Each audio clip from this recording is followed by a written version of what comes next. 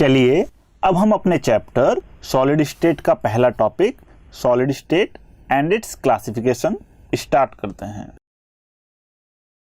इस टॉपिक में हम सबसे पहले स्टेट्स ऑफ मैटर के बारे में पढ़ेंगे कि मैटर या सब्सटेंस 3 स्टेट्स में पाया जाता है।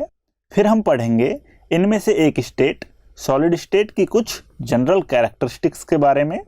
देन हम पढ़ेंगे टाइप्स ऑफ सॉलिड्स के बारे में जो कि 2 तरह के होते हैं, एमोर्फस सॉलिड और क्रिस्टलाइन सॉलिड।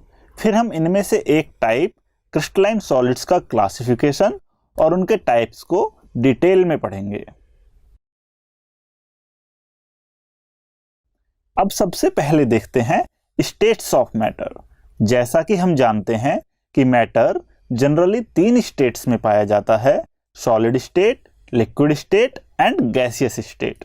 अब जैसा कि आप डायग्राम में देख सकते हैं, सॉलिड स्टेट में पार्टिकल्स के बीच का गैप बहुत ही कम होता है और पार्टिकल्स एक निश्चित ऑर्डर में जमे होते हैं, जबकि लिक्विड और गैसियस स्टेट में पार्टिकल्स के बीच का गैप बहुत अधिक होता है और वे एक निश्चित ऑर्डर में भी जमे हुए नहीं होते हैं। यही रीजन है कि सॉलिड्स रिजिड मतलब कठोर होते हैं, जबकि लिक्विड और गैस रिजिड नहीं होते हैं। अगर शेप की बात करें तो सॉलिड्स की शेप फिक्स होती है, जबकि लिक्विड और गैस की शेप फिक्स नहीं होती है। उनकी शेप उनके कंटेनर के अकॉर्डिंग चेंज हो जाती है। ऐसे ही सॉलिड्स एंड लिक्विड्स का एक फिक्स वॉल्यूम होता है, जबकि गैसों का कोई फिक्स वॉल्यूम नहीं होता है। वो जिस कंटेनर में होती हैं उसी कंटेनर का वॉल्यूम गैसों का वॉल्यूम होता है। लिक्विड्स और गैसों को हम फ्लूइड्स भी बोलते हैं क्योंकि उनमें बहने का गुण होता है, और वो बहने का गुण इसलिए होता है क्योंकि इनके मॉलिक्यूल्स गति करने के लिए फ्री होते हैं।